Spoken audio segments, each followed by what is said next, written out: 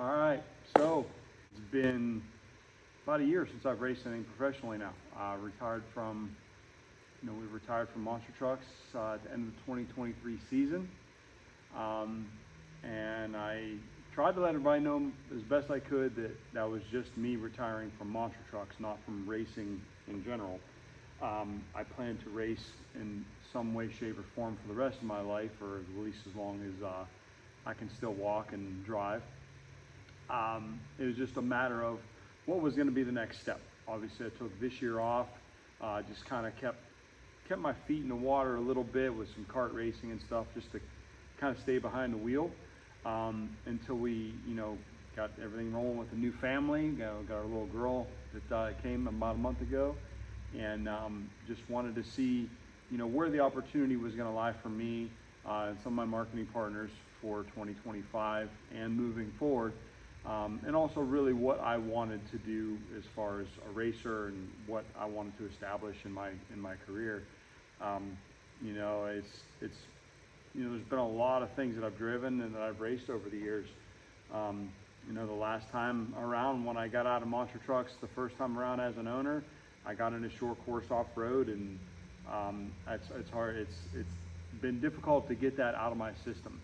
I did it for a little over a year, and then just for one reason or another, got into dirt track racing instead. Raced a lot closer to home, raced dirt late models, sprint cars, and had a lot of fun with that. Met a lot of really cool people. Got to see some new tracks, but still, just the off-road was in my blood. Coming from a motocross background when I was a kid, and just anybody that ever asked me what's of all the things that I've driven on road, off road, dirt, asphalt, what's been the most fun thing that I've ever done? And it's definitely always, it's an easy answer. It's short course off road. These trucks back here offer such a thrill, and you have to be such a dynamic driver to be good at it. You're flying through the air, you're sliding through the dirt. There's ever-changing track conditions and weather conditions, and everybody that's out there is capable of winning. And it's a lot more, I feel, about the driver than it is just the car.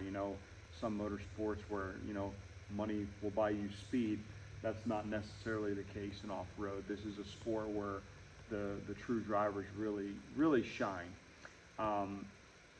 It's something that I've thought about a lot, and after working with Ryan Beat Motorsports over this past year and going to some of the races and seeing some old friends and fans, and just really kind of getting the buzz again about off-road racing, I started formulating a plan to do whatever it takes to get back into this sport, and that's what we're doing in 2025.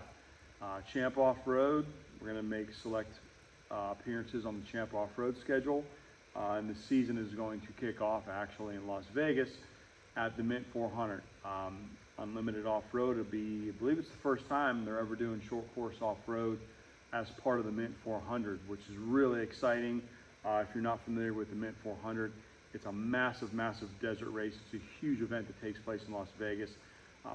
Before the race, they parade the trucks down Las Vegas Boulevard. There's a big party on Fremont Street where fans can come and see all the trucks up close and meet all the drivers. It's a really cool experience, and I'm really stoked that Mad Media and Martelli's and Unlimited Off-Road are going to be including short course off-road now as part of the Mint 400 program. So that's definitely on my schedule. That is the first weekend of March, Las Vegas. Definitely, if you're around, come check it out. It's not going to be one you're going to want to miss. A lot of my partners that have stuck with me over the years, from FK Rod Ends, Lincoln Welders, Pyrotech Safety Equipment. These guys have stuck with me for the past 17 plus years, and seen me go from different discipline of motorsport to a different discipline. And I'm really excited to get back involved with short course off-road racing and, move forward the next step of my racing career. And obviously retiring from Monster Trucks was, it wasn't an easy decision. It was definitely a difficult decision. 18 years of being in the sport, Even though for a few years I didn't own a truck, basically that break from 20, end of 2013 to 2019 when we built a new Bad Habit Relapse. I never owned a truck, but I was still driving for other teams. Had a lot of great experiences. I've traveled the world. I've had a lot of really awesome accomplishments. The Guinness World Records, the Monster Jam World Finals, Young Gun Shootout.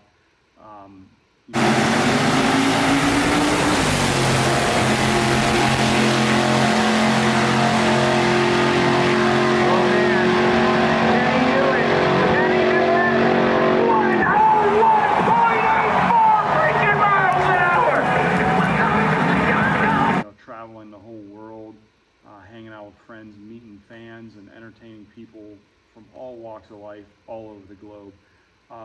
Definitely some of the most cherished moments of my life that I'll definitely never forget. But everything comes to a close one day. It got to the point where not only did I feel accomplished in everything I did, and I was ready for a new chapter in my racing career, that monster trucks just plain flat out beat me up. A lot of years of abuse before monster trucks. I've never been easy on my body. From the time I was a young kid, I've been getting crazy, on dirt bikes, four-wheelers, bicycles. I've taken a lot of really bad crashes. I've had a lot of broken bones and concussions and, back injuries, internal injuries. And really now, after so many years of performing 35, 40 plus weeks a year in a monster truck, it really starts to beat you up. Not to mention the working on the trucks, everything's heavy, everything's big, then you're getting behind the wheel of a tractor trailer, driving that thing down the road, bouncing down the road, drinking unhealthy amounts of caffeine to stay awake and get to the next venue. It was just wearing me down, so that was a big part of it. I lived hard for a long time and definitely starting to pay the price for it. And don't let anybody ever tell you that monster trucks don't beat you up. When you push those trucks as hard as we've pushed them over the past, 10 years, they remind you of every injury you've had in the past. There's no doubt about it. It's kind of like that Johnny Cash song, Sunday Morning Coming Down. I always say that if you had a good night Saturday night, you're gonna feel it on Sunday morning. And that's just the way monster trucking was, So, just felt accomplished, and just my body was just saying that it had enough. So, in comes ProLite Racing again. If you're not familiar with this sport, you definitely need to be. If you're any sort of gearhead, you're any sort of motorsports enthusiast, this to me is the most exciting sport on four wheels. Basically, think motocross but in a truck. Action sports meets motorsports. Full contact racing, flying through the air. It's absolutely insane. It's largely focused in the upper Midwest is where the schedule has been, but it's starting to spread out throughout the rest of the country, plus digital media, different television packages that Champ has and things like that are starting to really grow the sport. And people, when I raced it the first time around, when we go to somewhere new, like take Charlotte Motor Speedway, for instance, we went there, and that's in the mecca of motorsports, right? And everybody that came up to us after the race was like, how have I never seen this before? This is amazing. This is the coolest thing I've ever seen. And it's a super, super exciting sport. I'm really, really excited to be back involved in it again, and hopefully do my part to entertain everybody, both on track and off track, put together some solid marketing partners, and keep progressing this sport in a forward direction.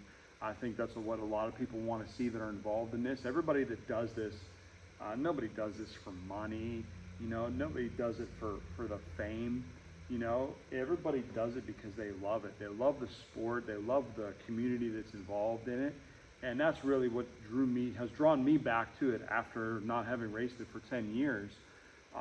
It's just a crazy, exciting sport, and if you've never seen it, make sure you get to a race this year and come check it out in person.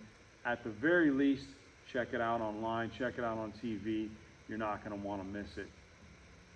I will be racing in the Pro Light category. Now, if you're not familiar with the difference between the different pro classes, Pro Light is a 3,400 pound truck, 3,400 pounds with a driver, about a 525 horsepower LS based V8 engine. Everybody has to run the same engine. I won't say it's a spec class, but there's very tight rules on the chassis. So it's not a spec class, but it is, the rules keep everybody pretty confined as far as what you can do. It's not like, Pro 2 where you've got a little bit more leniency in the rules to build your chassis and, build your truck, and then Pro 4, which is an unlimited class. So the class is incredibly competitive. And these things are super fast. I mean, over 500 horsepower and a 3,400 pound truck, turbo 400 transmission, they get down. So the racing is really, really awesome.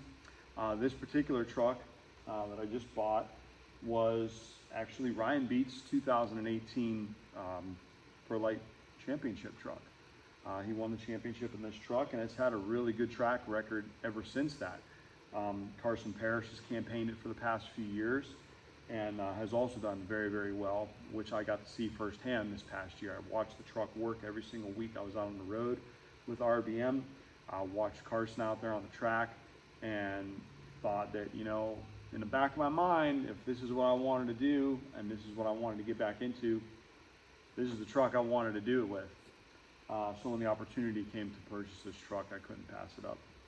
There's going to be a lot more content coming on YouTube, a lot more on Instagram, Facebook, things of us, working on the truck in the shop, going out on the road to the races, building some cool content for everybody. It's going to be an exciting season, so looking forward to taking everybody along for the ride.